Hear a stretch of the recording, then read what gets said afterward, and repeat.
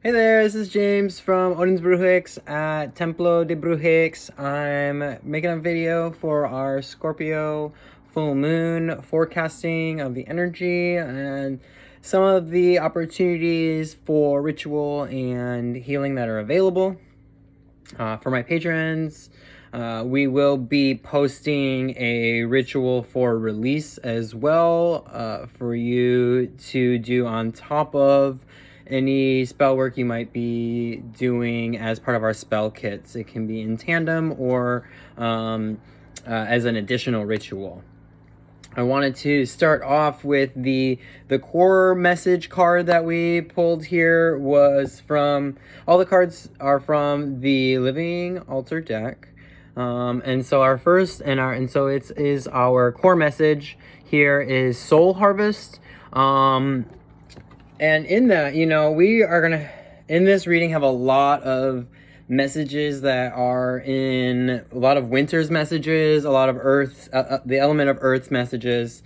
And so we're in Taurus season, and Taurus is ruling the sun, Mercury, Venus, and Uranus right now. So we have a Taurus stellium happening in this in the cosmos right now, and so our current cards really kind of reflect that. I have a full thorough line here of Earth elements messages. We're really being asked, especially with like this Soul Harvest card, we're being asked to look back at the Taurus full moon when the veil was thin around Halloween, Dia de los Muertos, your Days of the Saints, the days in which we were venerating the dead and their harvest, and the times when we were harvesting things in our lives. We want to look back at the things that have happened since then. Since the Taurus full moon in October, we want to look and go and see what has been our harvest thus far. What was our winter's harvest? And Soul Harvest also, when we think about the harvest, a harvest comes with a sorting. It comes with a sorting of what is the nutrients and the resource that will feed me, and maybe if you're one who produces for other means, it will feed others. And what is chaff? What is that needs to be sorted away to be burned? We use chaff as fire starter. So in this Soul Harvest ritual, like, there's this beautiful fire that is happening, and honestly, there are no better words than the words that came from and through Ilva and Kiki and for the spell part of this card, where they say, I surrender, lightning and thunder piercing the night sky. My memories are embers lifted in the winds of the slumbering world. The breath of prayers answered haunt me, like pages torn from the leathery tome of my body.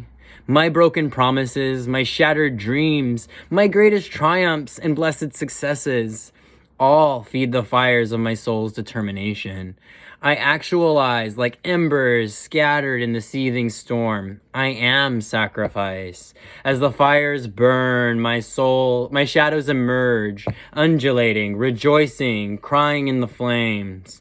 My higher self joins their revelry, relinquishing control to the freedom of radiance. So this Scorpio full moon is going to be about a release of that control, and allowing ourselves to sacrifice our old self, to sacrifice the self that got us to here but no longer serves us. Some of, like in the element of air spot, like it's just kind of holding a place marker and reminding us that we're in springtime, and springtime brings healing for our inner child.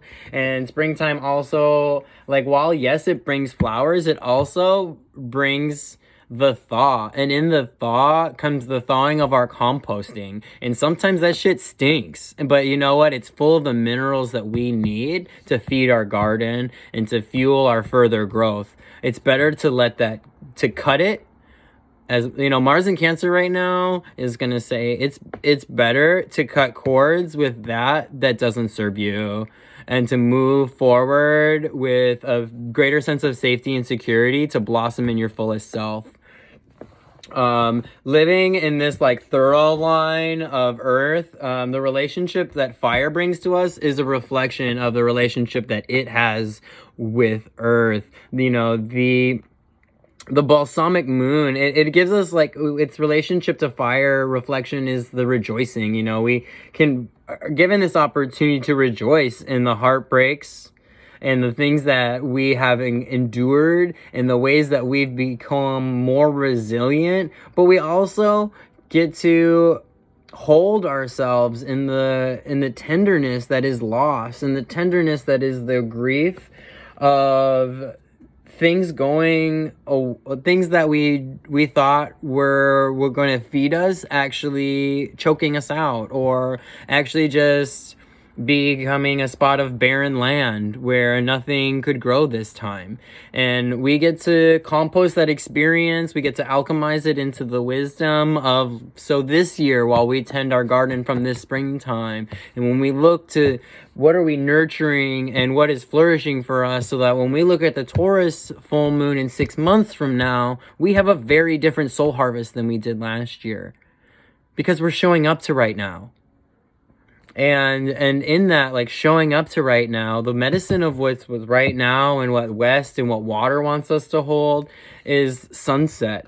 You know, every day the sun rises and the sun sets. And when the sun sets on Monday for the full moon, allow the sun in its death of the day to take to the underworld this soul harvest. Allow it to go with this process, and allow then the moon to hold space for whatever things you need to grieve, whatever things that you need to just be held by this sweet, loving, lunar mother medicine. While this could be a really challenging time, like when one sheds or molts, it's this like inflammation, itchy, I need it off of me. It's not a smooth, gentle, oh, this feels great. Like, these are trying times. We have broken the shell, we have burst through. Aries season got us our spark of life, and we're moving through now what is the layers of rich mineral earth of the compost of last year in this Taurus season. And so we're being asked to keep tending to that garden, to keep tending to what needs to die, and to keep feeding our garden. You keep adding compost throughout the whole year. You don't one and done your minerals. This is a commitment until the next harvest. So feed yourself. And lastly, you know, the message that Earth held for us is that of elderhood. You know, this full moon, we're being asked, how are we showing up for our elders? How are we showing up for the elders in our community that have withstood so much loss and grief? Do you fear your own mortality when you look at the elders? Like, what's stopping you from connecting with the people that have been doing the things that should have killed them, and that have paved the way for you to freely be yourself? How can you show your inner elder that you are going to be someone who sets the example and shows up for elders while they're still alive, and starts recreating that example? We lost that shit during colonization and the ways they tried to completely sterilize us spiritually. And it's our turn to say, we're bringing that back. We are going to turn and nurture our elders. We're going to realize how much medicine they bear in a time that tried to annihilate them. For many of my ancestors, it was illegal to practice for half of their lifetime. So there is some very serious undertones here in this Scorpio full moon that is also telling you to make sure that you show up for those that have created the foundation for the work that you're in, the life that you're living. And it's our elders.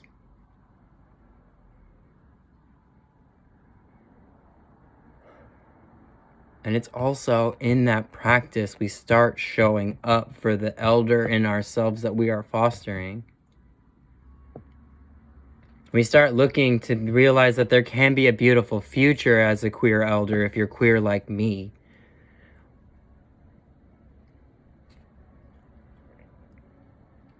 You know, like I've been trans for 10 years. And that's an experience I didn't know I was going to make till. But it was because parts of my community showed up and have held me. And so it's our ways in which we know that we can't self-care our way through this. We are dependent upon community care and showing up for our community. And that's how it's going to make so that we have many elders someday. Instead of elders being a scarcity and a rarity, I'm ready for an abundance of elders. And that's the message of this Scorpio full moon, is what are you doing to foster the longevity of medicine, of answering long prayers that our medicine could practice again now. It's time to release the blocks that you have, maybe inherited, been conditioned, but it's time to release and make room to be your medicine, and make room to tend to your altars, and make room to tend to yourself and show up in that daily ritual of showing up to self, and making ways in which we can show up to the parts of our communities that have been deemed disposable, because no one's disposable. Thank you all for coming to this reading, and I look forward to any comments and any reflections that you have.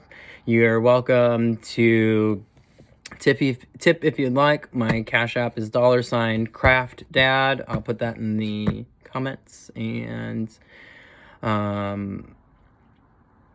you can follow our Patreon at several different tiers: monthly kits, lunar readings, or just do a monthly support of the temple, of supporting queer trans elders, of supporting disabled trans medicine workers at patreon.com/bruhix. Again, that'll be in the comments, and I look forward to the ways you show up to yourself first and then to your community.